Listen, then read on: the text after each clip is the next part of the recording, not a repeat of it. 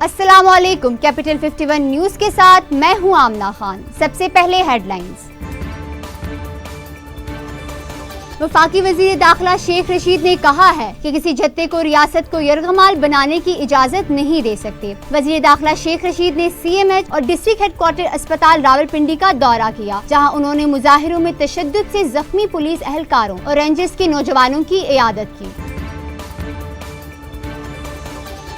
वफाकी वज़ीर इत्तलात फवाद चौधरी ने कहा है कि पुरतशद्दुद मुजाहिरों में मुलव्विस अफराद की शिनाख्त का काम जारी है। इनका कहना है कि पुरतशद्दुद मुजाहिरों में मुलव्विस अफराद की शिनाख्त के लिए नादरा सेफ सिटी लाहौर और दीगर इदारों पर मुश्तमिल खुसूसी सेल कायम किया गया है।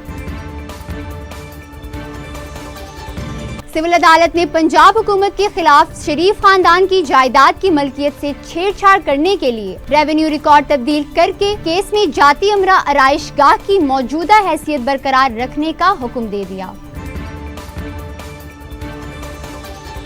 कैपिटल पुलिस ने इंसदाद दहशतगर्दी एक्ट के 4th शेड्यूल में नाम डालने के लिए पाबंदी का सामना करने वाली जमात तहरीक लब्बैक पाकिस्तान की मकामी रहनुमाओं और कारकुनों के बारे में तफसीलात इकट्ठा करना शुरू कर दी हैं।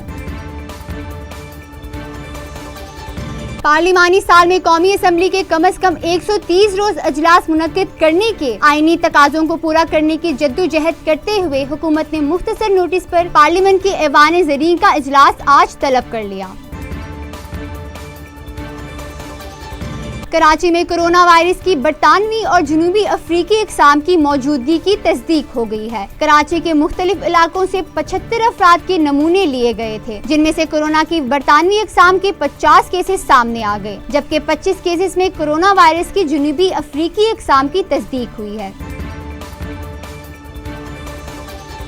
सिविल एसोसिएशन अथॉरिटी ने मुल्क में कोरोना वायरस का फैलाव रोकने के लिए इक़दामात मुतारिफ करवाते हुए पाकिस्तान आने वाले तमाम मुसाफिरों के लिए ये लाजमी करार दिया है कि वो पास ट्रैक ऐप के जरिए अपने मुकम्मल मालूमात जमा करवाएं।